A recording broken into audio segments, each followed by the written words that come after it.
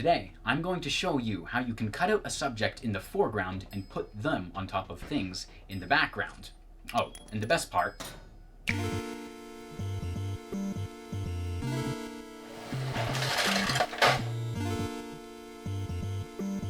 we're not using a green screen. Roll the intro.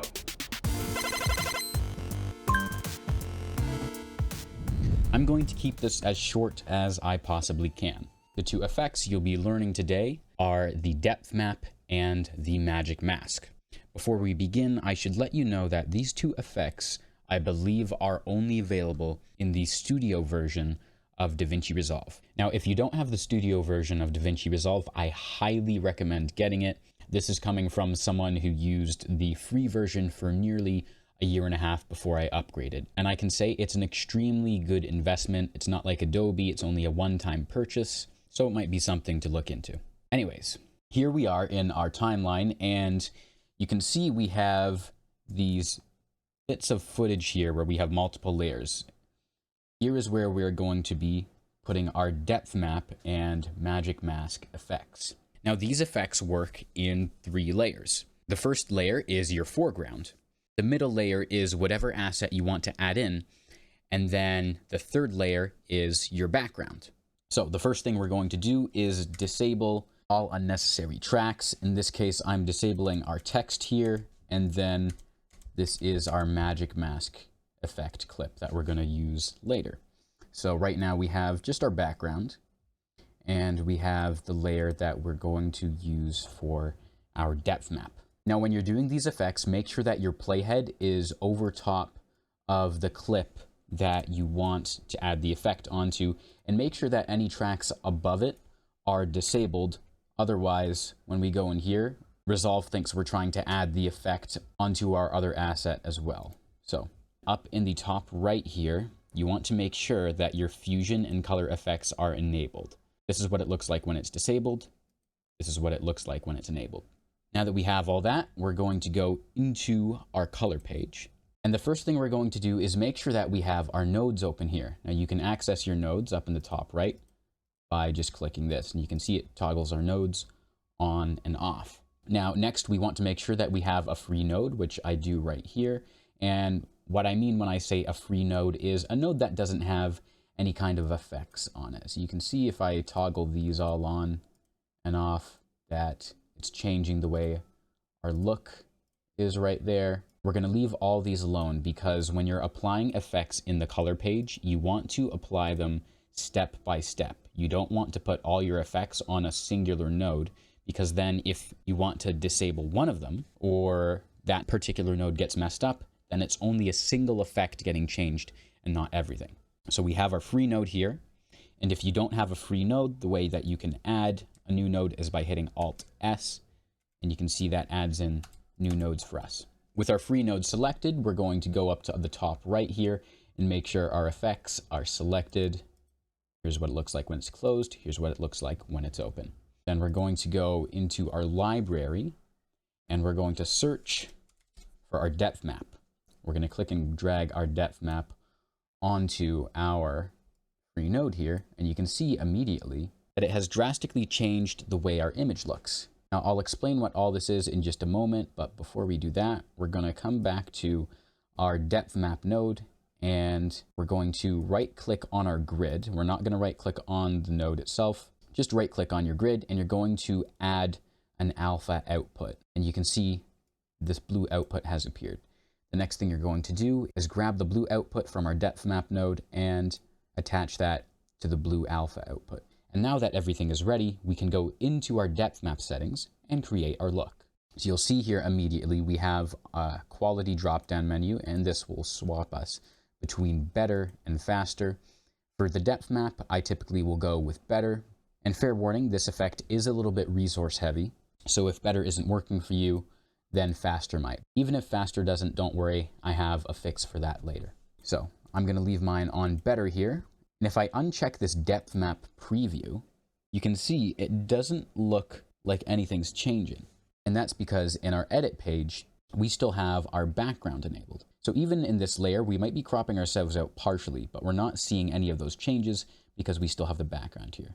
So let's disable our background And you can see that we're starting to notice a change. So I'm going to now click Adjust Map Levels, and I'm going to pull my far limit up to slowly darken until our background is more or less gone. And then I'm going to pull my near limit up so that we can brighten up our foreground. And often you'll find that your far limit and your near limit will come pretty close to each other, and that's completely normal. Now, usually you'll be able to skip right over your isolation, but I'll show you what it does just in case you want to mess around with it a little bit.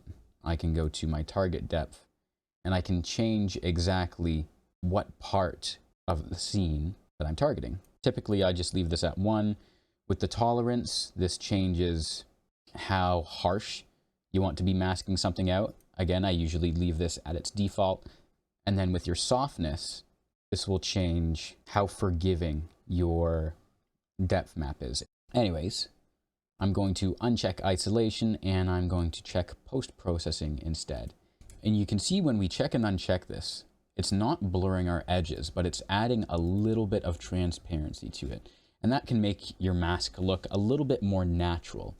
Now I'm going to add a little bit of blur, and you'll see what that does. Right here, I'm just going to drag it up. So you can see here's what our blur is doing. It's again making the edges of our mask a bit more transparent. I'm going to drag it up just a little bit like that. Now we have our effect. So let's move our text down. Let's enable our background. Now, in order to be able to actually see this playing back in real time, we're going to right-click our desired clip. We're going to go to Render in Place, and you want to make sure that your format is set to QuickTime, your codec at GoPro Cineform, and your type as RGB 16-bit.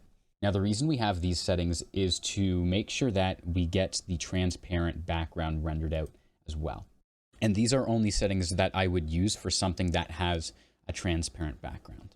And now when we play back, you can see our text is right behind our person. And if we zoom in, you can see that in some areas, it actually goes together really well. So we can see here's the bit of softening that we had on our hair.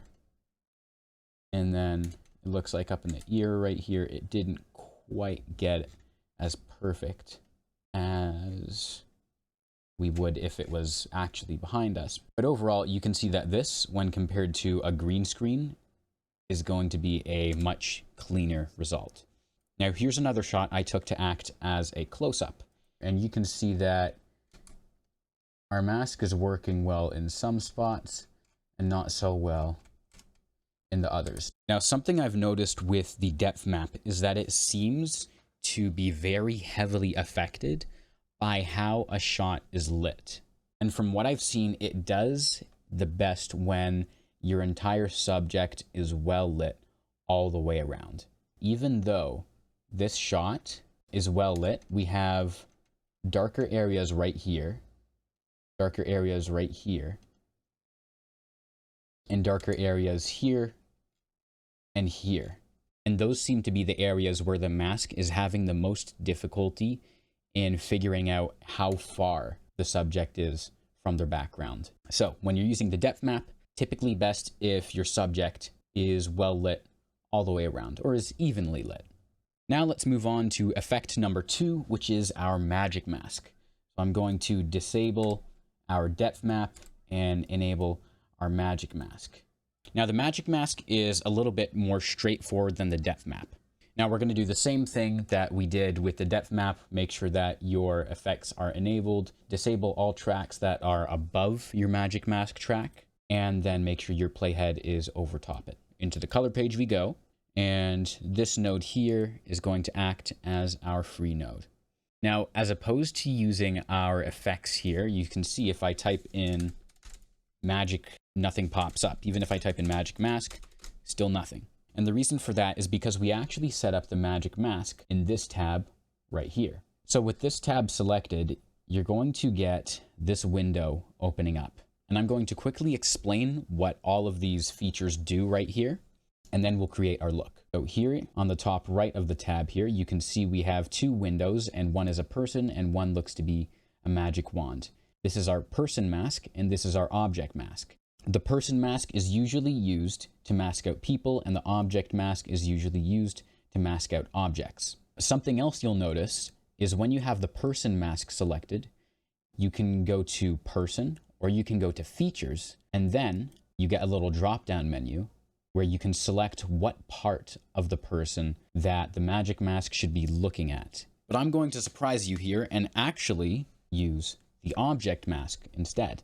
Now here we have our eyedropper, and what our eyedropper does is it allows us to select the parts of our image that we want to mask out.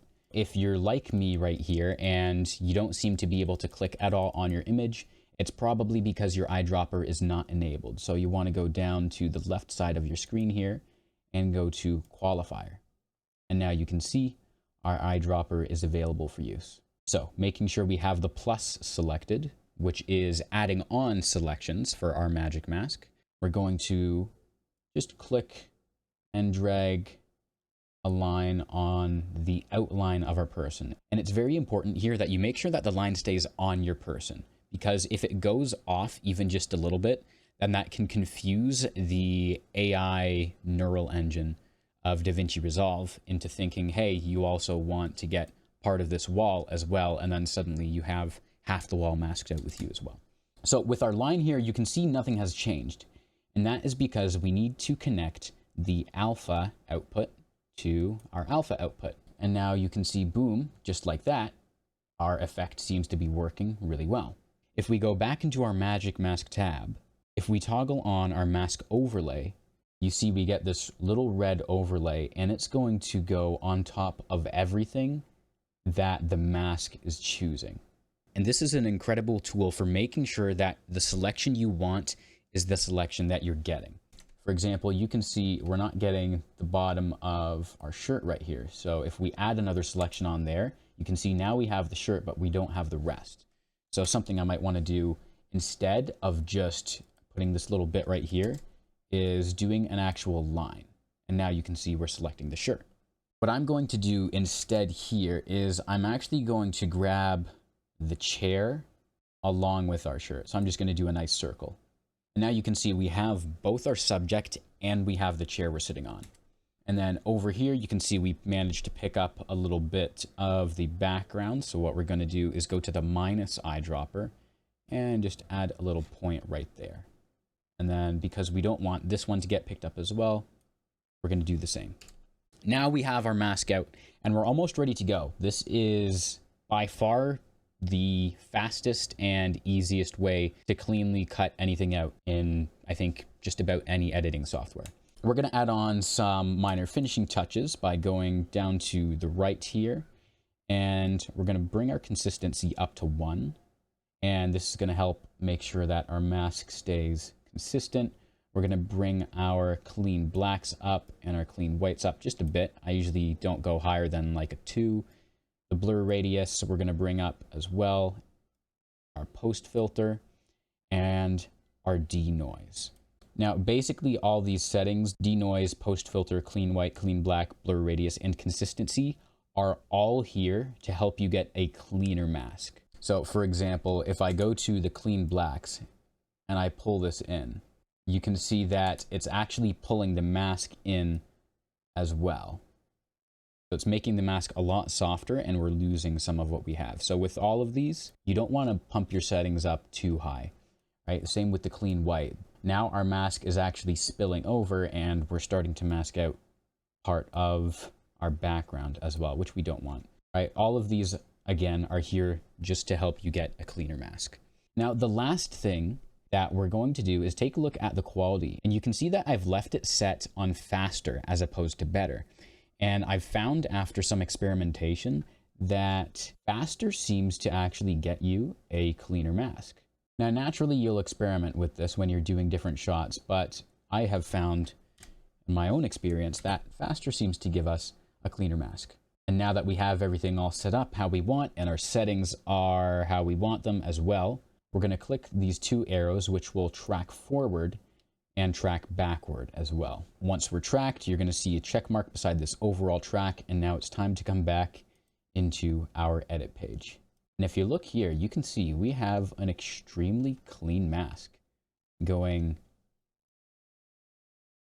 all the way around our person.